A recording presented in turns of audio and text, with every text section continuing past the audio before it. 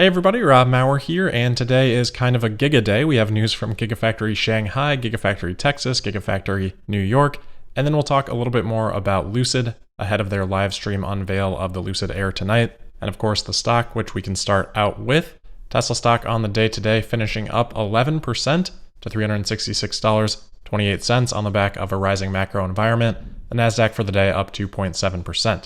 So as I said yesterday, I hate stop loss orders. This is exhibit A for why that is, as Tesla today, without much news, swung back significantly in the other direction. That's really my only thought on the stock today, so let's move into the news. There was an interesting post this morning on TeslaMotorsClob's forum by HRidge 2020 about a possible timeline for Tesla's Gigafactory in Texas. This user writes, quote, "Have some information on the Terafactory build schedule. Tesla is sourcing out vendors/contractors to bid on work at the site." End quote. This user then shares some screenshots, presumably of some documents involved in that bidding, the most interesting of which lays out a project schedule.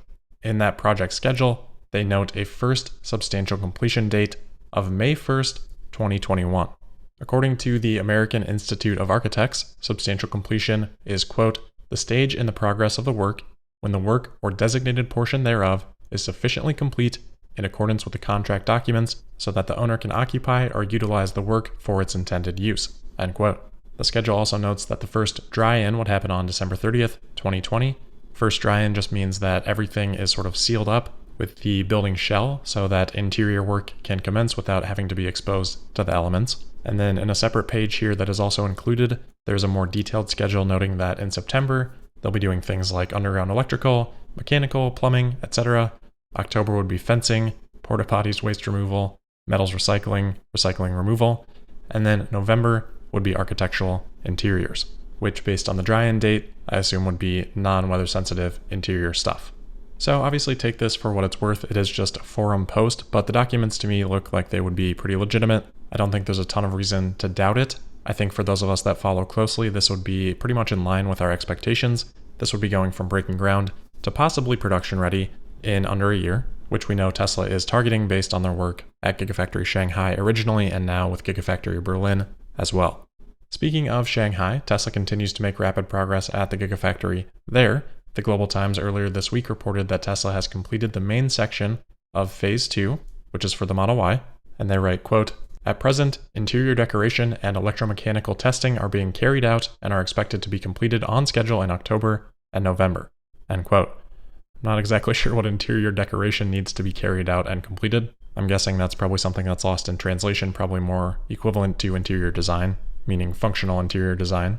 But regardless, we continue to see these reports about Phase 2 in Shanghai, though the Global Times appears to also expect production to begin for the Model Y in Q1, though they do cite other media reports on that, which we have talked about. Personally, I'm still expecting some Model Ys to come out of Gigafactory Shanghai this year. Probably not enough to be material to quarterly results or the financials, but more so a good sign heading into 2021, which I cannot believe we're that close to already. Shifting back to the US and over to the energy side of the business with Tesla's Gigafactory in New York, though a different type of Gigafactory, TeslaRati today posted an article with the headline of, quote, "Tesla Energy ramps hiring at Giga New York for accelerated solar production," end quote. Elon did actually retweet this article, in which TeslaRati writes, quote, "A source familiar with the matter who spoke to TeslaRati talked to employees at the plant who indicated the facility is currently operating on a 24-hour schedule 6 days a week to keep up with demand. Altogether, this move seems to confirm the 88-acre location is accelerating solar production and installation in a significant way, which coincides with the company's growth in the energy sector." End quote. While energy storage has definitely grown historically, solar has actually been quite slow for Tesla recently, which I think was correctly pointed out by Gordon Johnson in our bull-bear debate. So if we go back to 2017, for example, in Q2, Tesla deployed 176 megawatts of solar energy versus this most recent Q2, only 27 megawatts of solar. There are a lot of reasons for that. The business model has shifted significantly, but right now it's not at the point that it once was. Tesla's hope, of course, is that the solar roof changes that, about which Tesla noted in their Q2 letter that, quote, "Solar roof installations roughly tripled in Q2 compared to Q1. We continue to expand our installation team to increase the deployment rate." End quote. Of course, this is a new product, so it is starting from a very low base for Tesla from Q1, but hopefully that growth rate continues. We've also recently seen Tesla cut their prices significantly for rooftop solar, now offering the lowest price systems in the United States at least at $1.49 per watt after incentives, undercutting other systems in the US by about 30% on average. So plenty of reasons to be hopeful that Tesla is on the precipice of returning to growth for the solar business and are on their way to finding a business model that works for them consistently for solar going forward. Next today, I wanted to provide an update to yesterday's discussion on delivery wait times. I've seen a few comments noting that those have changed for people today. They have actually changed for me as well. So the Model Y currently sits for the all-wheel drive version at 7 to 11 weeks for me here in the Midwest, 2 to 4 weeks for the Performance. For the Model S and the Model X, both of those currently sit at 8 to 12 weeks versus yesterday's 10 to 14 weeks. And the Model 3 has held steady for all trims at 2 to 4 weeks. So I think the changes, at least here for the Model Y, being 7 to 11 weeks for the all-wheel drive and 2 to 4 for the Performance, the variance there makes me feel like it may be a little bit less likely that we see some sort of update at Battery Day for the Model Y. To me, at least, there was no reason to believe that suddenly the Performance Model Y, at minimum, would jump up from being basically a week or two for delivery all the way to 10 to 14 weeks, unless Tesla decided to ship some internationally or unless there were design changes. So I think this shifting back so quickly gives us a great example for trying not to read into these things too much, but of course with Battery Day coming up, we sort of have to. It is still something that I plan on keeping an eye on, and I still believe the jump up for the S and the X is very interesting. Last thing today is a couple of pieces of news on Lucid as we approach the unveiling of the Lucid Air tonight. Again, that's at 4 p.m. Pacific time, 7 p.m. Eastern time. I may do a little live stream here, I'm not sure. Kind of depends when we end up getting this out, but if this is out before that happens and you are interested and you're one of the early commenters, please let me know if you'd be interested in something like that, just to sort of watch this all together. We can do the live chats and reactions and stuff like that.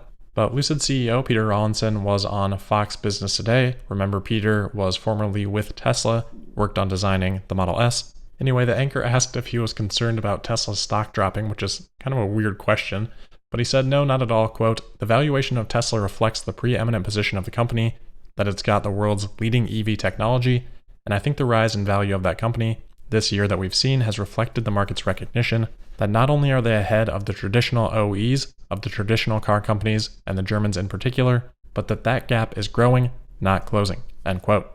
Prior to this, Elon did not have as nice of things to say about Rawlinson on Twitter, replying to a Teslarati article about the Lucid Air, saying, quote, Rawlinson didn't design Model S, prototype was done before he joined, and he left us in the lurch just as things got tough, which was not cool. He did make some contributions to body/chassis engineering, but not to powertrain battery electronics or software, end quote. So I had pondered aloud, I think, last week or a couple weeks back, if Lucid might be a good candidate to partner with Tesla on the supercharger network, because at least so far, I do think Lucid has a pretty good go-to-market strategy. But with Rawlinson having left Tesla, I wondered how that relationship was. And it looks like from this tweet that maybe that could be a no-go for Elon if he views Rawlinson's exit from Tesla as sort of abandoning ship. Anyway, looking forward to learning a little bit more about that later tonight. But that'll do it for this episode. As always, thank you for listening. Don't forget to subscribe and sign up for notifications. Make sure you're following me on Twitter at Tesla Podcast.